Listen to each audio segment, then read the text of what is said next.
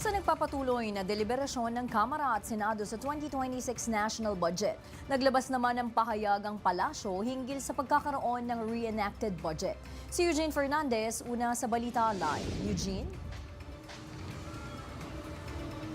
Sa gitna nga ng 2026 budget deliberation sa BICAM Conference Committee, nanindigan ng palasyo sa kagustuhan ni Pangulong Ferdinand R. Marcos Jr.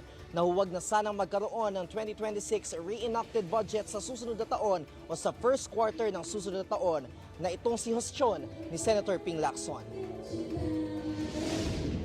Ayon kay Senator Lacson, mas mabuting magkaroon ng reenacted budget kesa ipilit ang unchecked corruption, conducive at graft-ridden na GAA. Subalit ayon kay Palace Press Officer Undersecretary Claire Castro, bagamat maganda ang suhestyon ng senador, hindi pa tapos ang Disyembre at may oras pa para aralin ng budget. Hindi pa naman po natatapos ang Disyembre. December 17 pa lang po at sa tingin po ng Pangulo ay may sapat pang panahon para aralin ito. Ang good option, araling mabuti. Hindi pa po tapos ang Disyembre.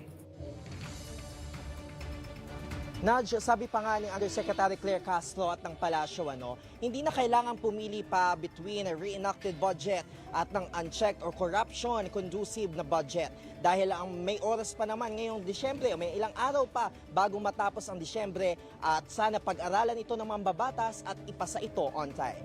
At yan muna ang update mula dito sa Malacanang.